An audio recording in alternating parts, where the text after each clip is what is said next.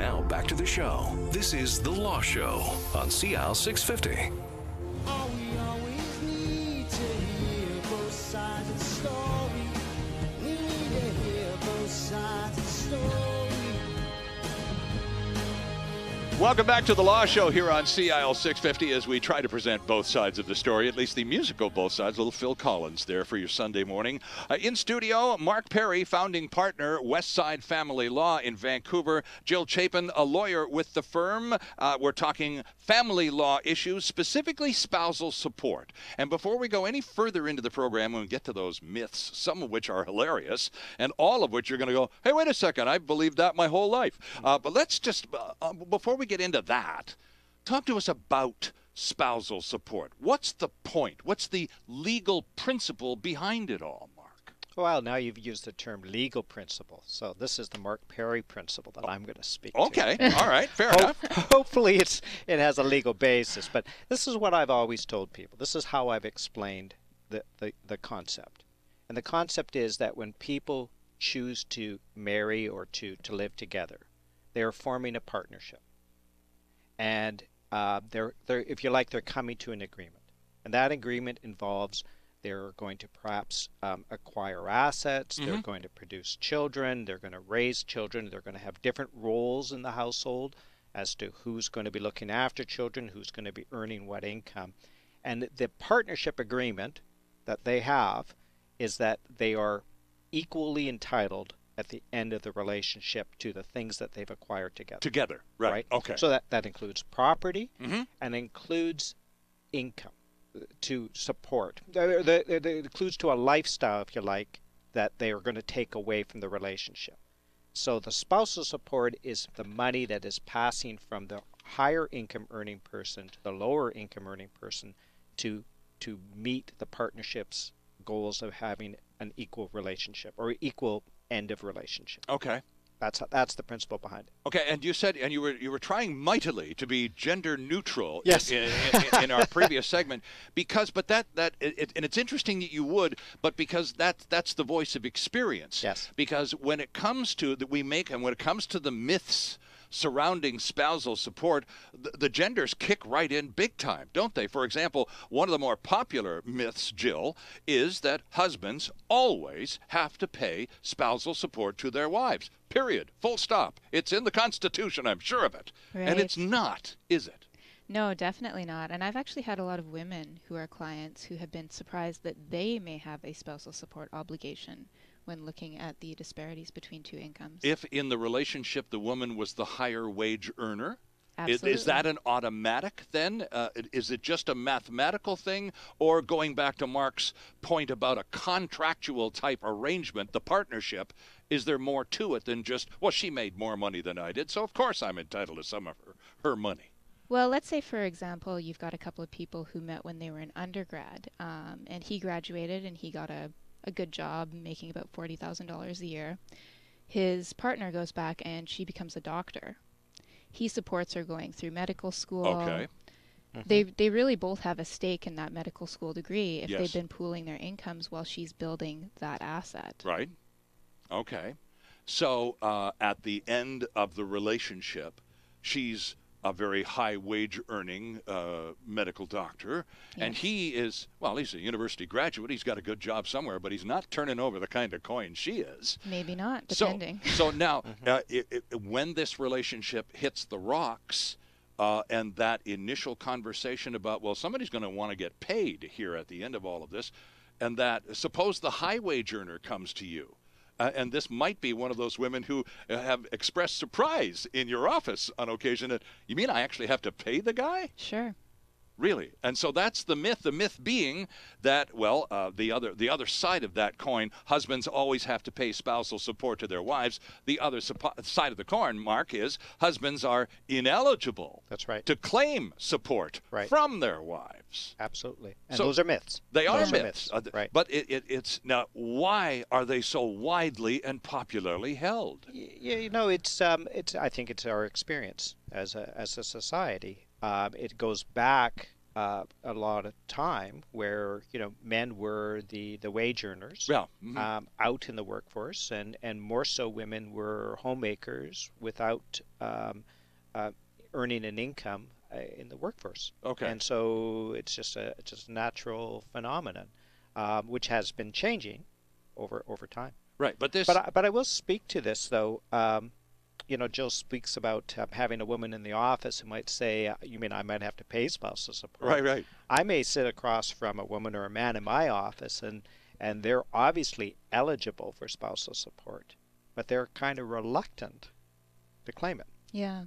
Now, there's a sense of, oh, that's kind of almost shameful, that I have to look for support from my spouse. Right. Oh. But again, going back to the principle, But then. I remind them, you guys had an agreement. Right.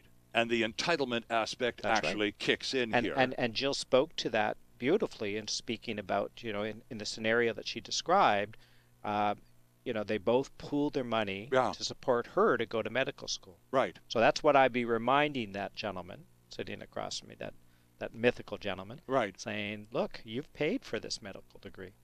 You both have paid for it, so you should receive spousal support. Okay. Now, try on this one for size, Jill. Spousal payments last forever. Yeah. That's definitely not the case. Yeah. Anyone who uses a basic spousal support calculator is going to quickly find that there's normally a range, unless your relationship is of long duration or the parties are of a certain age. And that range is variable. And there's actually a lot of negotiation in my experience that goes on about the length of time that payments will be made. Right. Okay. Right. Would there be situations or negotiations to both of you in which pensions become an element of spousal support? This is a station largely catering to boomers, and so we are that point in our lives, many of us, where pensions are, if not a reality yet, darn close. Right. And so is that a negotiable item in terms of a breakup? That's a bit of a tricky issue. It depends on how your property division plays out. Right. Okay. You can't really double dip. You can't, well, in some cases you can, but in many cases you can't. You can't take half of an asset and then claim additional parts of that asset as spousal support in certain circumstances. We usually think of pension as an asset Okay. Yeah. as opposed to a stream of payments. Okay. And parties at the end of a relationship will claim an interest in the pension. So they're going to receive the payments that based on their time in the relationship. Yeah, a lot of people don't realize you can actually divide up a pension, and then both people become beneficiaries Right. of that pension. Okay. Yeah. And is this fairly common? Yes, definitely. Very common. Well, but the notion that it's payable forever, well, we're getting divorced, and I guess I'm going to be just writing her checks until I drop dead. Is Right. that guaranteed? Is that part of the deal Well, I now? think it's important to, sorry to jump in over Yeah, Jill go here, but I ahead. think it's important to understand one of the other principles, and that is there is, at the end of the relationship, if there is entitlement, there's going to be spousal support. Okay. But the person receiving spousal support has a positive obligation to use best efforts to become self-supporting and self-sufficient. Okay. Okay, so often the duration, how long that support is paid, is tied to what efforts they're going to take and how successful those efforts are going to be.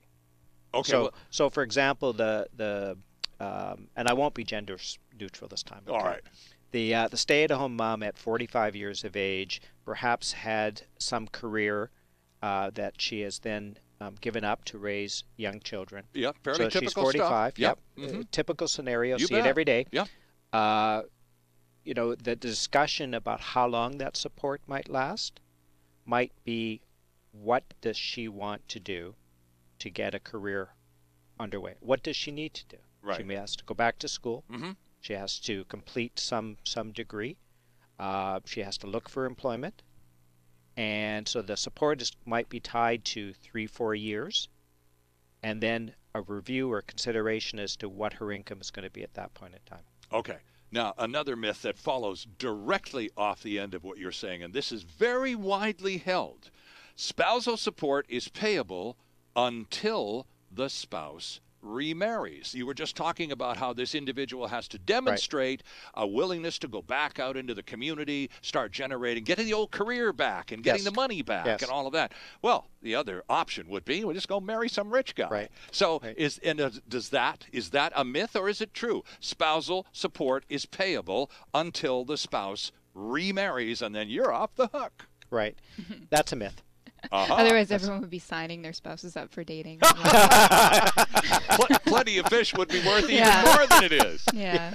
That's right. So to explain that, though, because this one is really widely held. Spousal support is payable only until he or she remarries, and then they end because there's a whole new ball game going on. I think this is a fascinating issue, or fascinating question that has, deep roots in the relationship between men and women in society, and I think it goes back to sort of a medieval looking at a woman as the property of her husband, as the person that is cared for by the husband, and then some suitor comes along, wins her hand, and takes this burden off the father, and it becomes, and takes her property too. Right. Whatever her property is, it's his property, supports her, and then in medieval times, people didn't live that long, so the divorce rate was much less. But if there was a divorce, an ending of the relationship, the idea is he or she is his burden until somebody else steps in and takes her off his hands. So that's where these ideas come from. Well, I was just going to say, so not only is this a myth, Jill, it's a positively medieval myth. We should have gone over this about 350 years ago. We're not historians per se, but that's where this comes from. Well, I know it is funny, isn't it? But some of the things that we cling to as a society, and there's some of it is just inexplicable. No, it's explicable. But seriously dated. You push on it a little bit and understand what's really being said, and it's like, wow, this is crazy. Well, and it would, if you apply that strictly, it would obviously restrict the freedom of people to remarry without wondering what the financial consequences for them would be. Right. Yeah. Okay. So back to the partnership idea. So it's more of a business arrangement. Exactly. So this couple have got together and have decided, this is what I'm going to do to achieve our partnership goals. This is what you're going to do. And at the end of that relationship, why should the recipient's amount of money be limited by them now finding a new partnership agreement? So that's why remarriage is not an instance that stops spousal support, because that's not the bargain that is being carried through. It is taken into account, obviously, in certain cases. It can be certainly taken into account. But it's not a deciding factor. You're not at the wedding cheering in the background as you're free for placing next bets. 30 years. No. It's an interesting one, though, because it's a very patient of you to just walk through all of these, because again, these people think this stuff and hold it to be quite true. Thank you very much. And it's just not. And we're not quite finished with those myths yet either. We have a couple more on the back burner, which we'll dredge up here for you right after this quick timeout. It's The Law Show on CIL 650. There's more of the show still ahead. This is The Law Show on CIL 650.